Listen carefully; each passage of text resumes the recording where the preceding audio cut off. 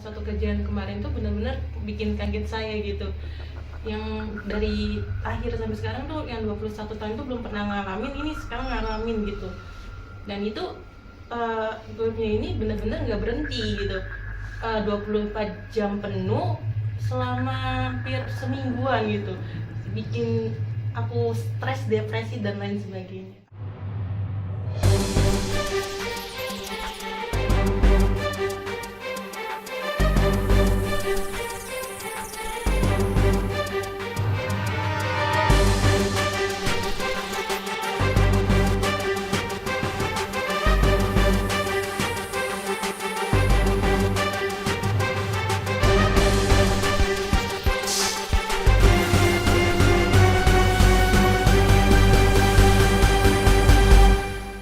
Assalamualaikum warahmatullahi ta'ala wabarakatuh. Berjumpa lagi dengan saya Kang Arif ya, di acara podcast Kudrah Ilahi. Dan kali ini saya kedatangan tamu nih ya, sahabat Kang Arif Channel. Di samping saya sudah ada Ade Wulandari. Ya, betul. Selamat datang Ade. Iya, terima kasih Pak. Dan juga yang mendampinginya ibundanya ya. Siapa ibunda? Ibu Cica Rohana. Ibu Cica Rohana. Sahabat Kang Arif Channel, saya akan berbincang dengan kedua tamu saya, dan perbincangan ini insya Allah menjadi ilmu buat kita semuanya. Apa yang akan kita bicarakan? Ini masalah-masalah yang berkaitan dengan perkara gaib. Tentu pasti semuanya penasaran kan? Ingin tahu masalah gaib apa sih? Ya, nah ini insya Allah menjadi sebuah pelajaran dan sebuah ilmu yang bisa kita ambil ibrahnya. Mbak Ade, Ya. ini Mbak Ade beberapa bulan kemarin, Iya. Mbak Ade merasakan sesuatu yang aneh gitu loh, Iya, betul. yang terjadi, yang selama hidup nih dari yang kecil hingga sekarang, usia berapa sekarang? 20-an ya? Iya, 21. 21, kuliah, Iya, kuliah. semester 5. ya, jurusan Manajemen. manajemen insya Allah ya. Iya. Nah, jadi Mbak Ade bulan ini, beberapa bulan terakhir ini menghebohkan keluarga nih ya. Ya artinya ya seperti bukan Mbak Ade gitu kan. Iya. Ini coba bisa diceritakan nggak seperti apa sih yang dirasakan Mbak Ade bulan? Iya. Sebenarnya kalau pengalaman gaib sendiri itu saya tabu banget ya. Pas waktu kejadian kemarin tuh benar-benar bikin kaget saya gitu. Yang dari akhir sampai sekarang tuh yang 21 tahun tuh belum pernah ngalamin, ini sekarang ngalamin gitu. Dan itu gaibnya ini benar-benar nggak berhenti gitu. 24 jam penuh selama hampir semingguan gitu. Bikin aku stres, depresi dan lain sebagainya. Ada sebab-sebabnya nggak sebelumnya gitu? Apakah mungkin sebelum kejadian itu Mbak Ade Wulan ini pernah melakukan hal apa atau kegiatan apa yang akhirnya membuat Mbak Ade ini terganggu batinnya ya oleh makhluk-makhluk gaib itu? Sebenarnya sih nggak ada ya, cuma Apakah ada peningkatan ibadah yang tiba-tiba Mbak Ade ingin ibadah lebih dekat lagi dengan Allah, tetapi ketika mendekat, ternyata ujiannya banyak, gangguannya banyak, ya? Iya, seperti itu. Seperti itu kan?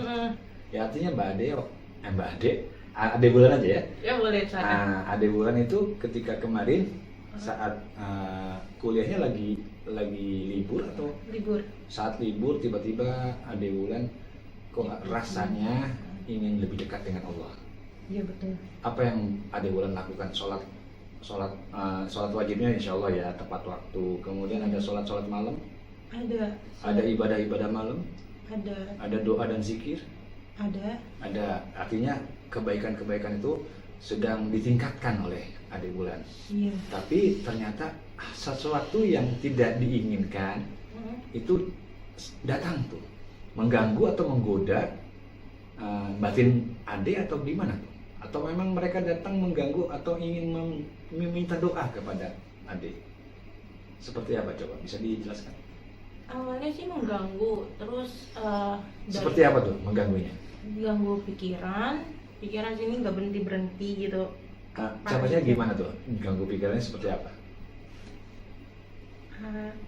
Apa ya? Yang kayak semacam kayak di prank saya di prank sama makhluk goib itu. Di prank. Heeh. Jadi makhluk gue bisa ngeprank ya? Iya, aku juga heran gitu, kok bisa prank gitu.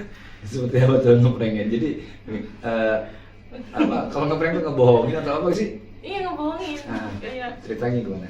kemarin tuh lagi sholat sholat maghrib, terus katanya dia tuh macam malaikat Israel gitu penyebutnya. Menjelma atau seolah-olah menjadi malaikat Israel. Malaikat Israel. Dalam bentuk wujud atau hanya bahasa Suaranya. suara aja? Dia mengaku itu. Ya, dia manggil aku 3 kali. Manggil kamu. Eka Nurhana dari binti Nurrohim, Eka Nurhana dari binti Nurrohim, Eka Nurhana dari binti Rohim. 3 kali, maaf. Iya, 3 kali Kedengar dipanggil. nggak suaranya sama kamu? Jelas nggak? Kedengeran. Kedengeran. kali. Dari seolah-olah ada yang ngomong seperti saya ngomong nih, kedengar kan? Jelas gitu. Tapi Iya. nggak ada wujudnya. Nggak ada wujudnya. Terus apa tuh yang Mbak Ade rasakan? Nah, terus pas itu pas mau sholat, Allahu Akbar, tiba-tiba mataku hitam sama mereka dihitemin. Perasaannya Ade Wulan matanya hitam Dihitemin hitam blur, tiba-tiba atau penglihatannya hitam? kelihatannya hitam. Penglihatannya hitam. Langsung hitam. Terus dubrak jatuh kayak bener-bener mau ini. Terus jantungnya dibikin deg-deg sama dia. Deg.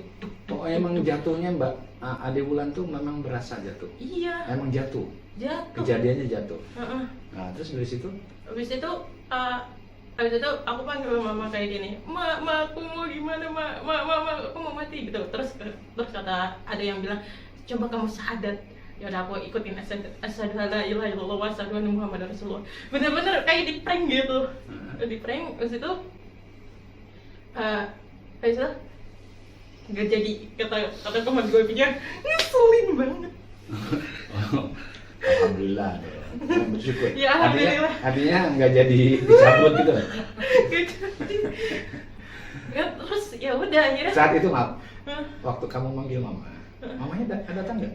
Ada di sampingnya. Ada di samping. Terus apa yang dilakukan Didi? Aku langsung ini mama maafin aku ya, udah kayak kata-katanya udah kayak orang mau meninggal gitu.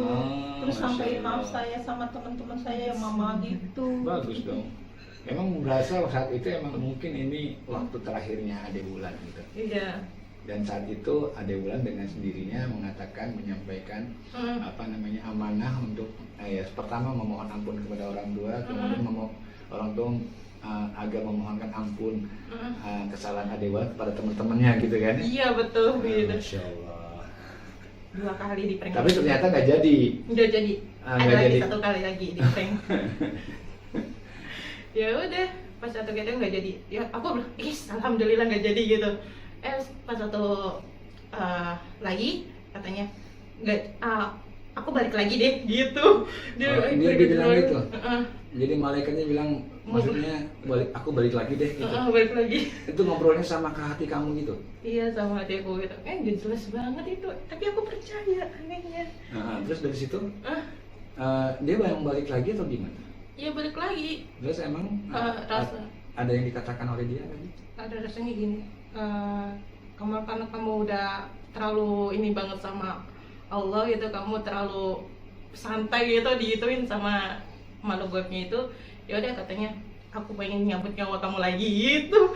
Asal aja. Gitu. Oh iya. Jadi kamu seolah kamu diingatkan tentang kematian. Iya. Iya kan? Iya, betul. Ya setidaknya seseorang itu kalau dinasehati tentang kematian itu pada umumnya jadi berubah drastis. Artinya dia harus sungguh-sungguh, karena toh kullu man 'alaiha fan, kullu nafsin za'iqatul maut. Semua yang hidup pasti mati. Semua yang bernyawa juga akan mati. Dalam arti kata semuanya akan pulang. Innalillahi wa inna ilaihi raji'un. Nah, dalam satu sisi ini ya yang kamu rasakan tadi seperti malaikat Israel, atau dia berkata aku Israel atau gimana? Iya gitu. Dia berkata apa itu? Samar muka nakir. Masya Allah. Ya artinya itu kamu termasuk manusia yang beruntung loh. Beruntung di prank. Iya, bukan di prank, artinya kamu harus istighfar nih. Astagfirullahaladzim. Astagfirullah. Astagfirullahaladzim. Ya, jadi ya segala sesuatu yang terjadi, apapun ya, itu kudrahnya Allah, itu kebesarannya Allah. Jadi bukan Allah mau ngeprank kamu, ya, tapi memang itu kebesaran Allah yang Allah turunkan kepada kamu dengan didatangkannya. Dia malah bahkan ya berkata Israel yang akan mencabut nyawa kamu. Tapi Allah tidak jadi mengambil nyawa kamu kan, artinya mengingatkan lewat langsung, ya. Nah dari situ ternyata emang kamu masih dipanjangkan umurnya sama Allah, ya. Dan saat itu terjadi, apakah ada perubahan dalam diri kamu dalam mendekat kepada Allah? Karena kamu bilang kan tadi yang kedua datang, kamu bilang Israel bilang kamu terlalu santai, padahal udah didatengin loh. Ya kan, sudah datengin loh, ya, masih santai juga.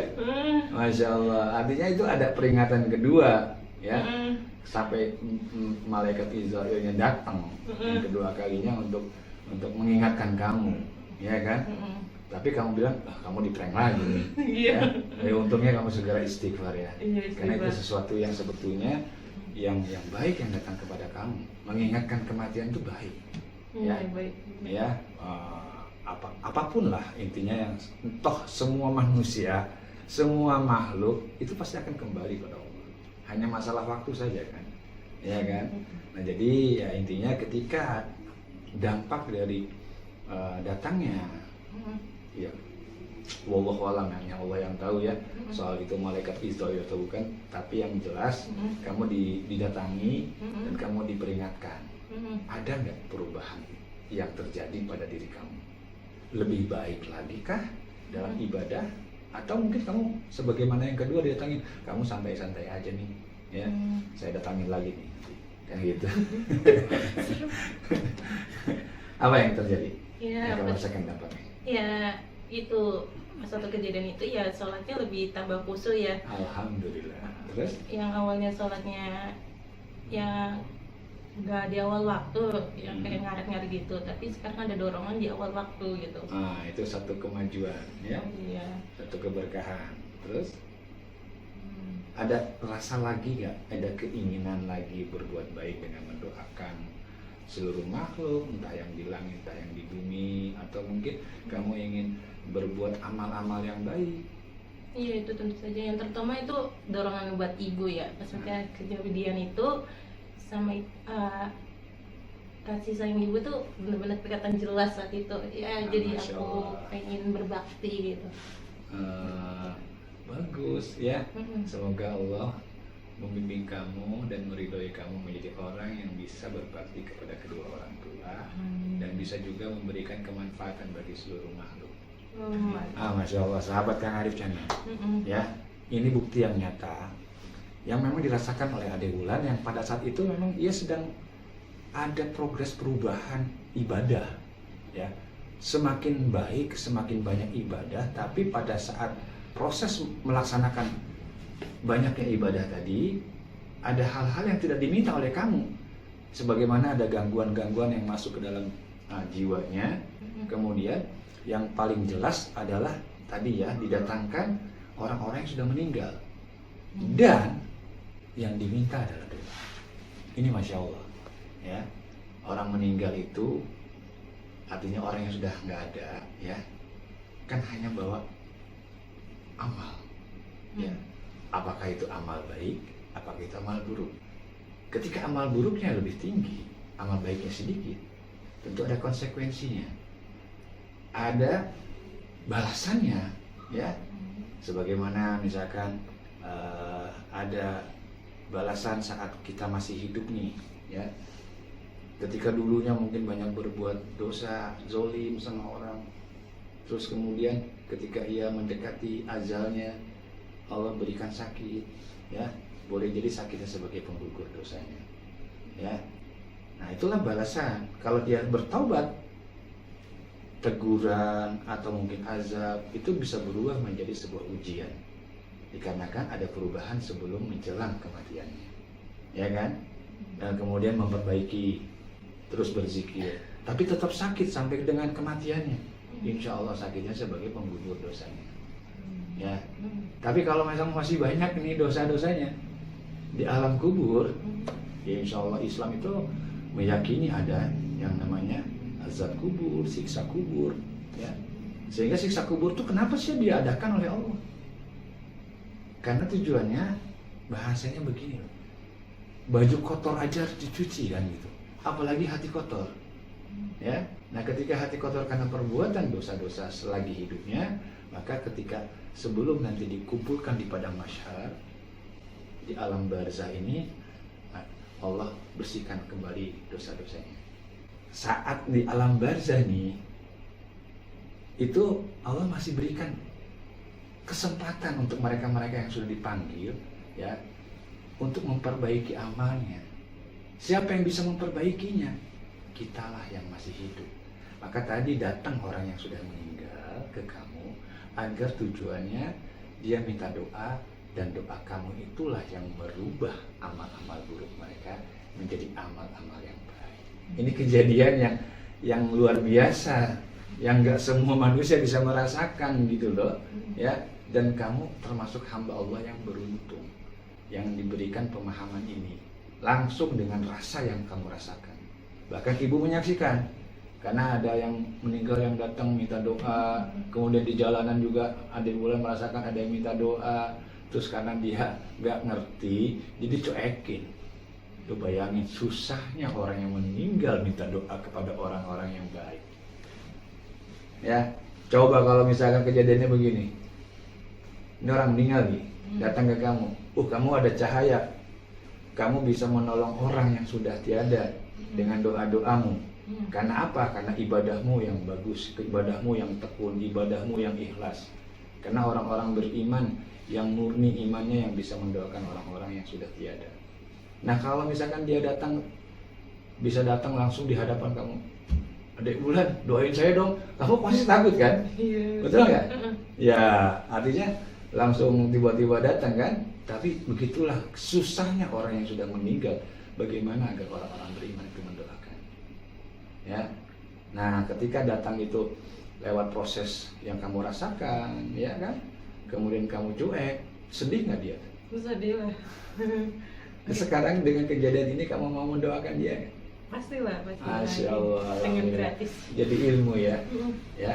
Nah, sehingga ketika kamu tidak bisa memberikan apa-apa, ya hanya dengan doa yang tulus, karena yang dibutuhkan mereka adalah doa.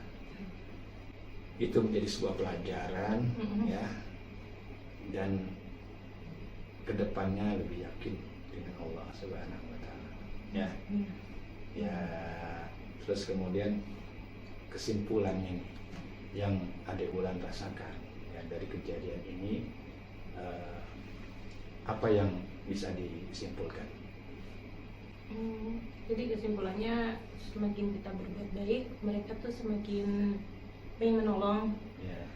Terus semakin kita beribadah, yang jelek-jelek pada pinggir, pada hilang. Dengan ibadah yang baik, yang berasa yang jelek-jelek, yang selalu mengajak kepada keburukan tuh hilang. Hilang sedikit-sedikit kita. Sedikit-sedikit berproses ya. Iya. Ya. Terus yang nambah adalah keinginan untuk berbuat baik. Iya. Nah, Masya Allah ya. Itu pun berproses. Proses. Ya. Dan poinnya adalah kita sebagai pelaksananya harus istiqomah. Sumastaqamu tatanazzalu alaihimul malaika. Ya, dengan kita istiqomah meneguhkan pendirian. Istiqomah itu teguh. Ya, mendirikan. Mau kena angin kayak mau kena godaan, tetap berpegang teguh. Ya.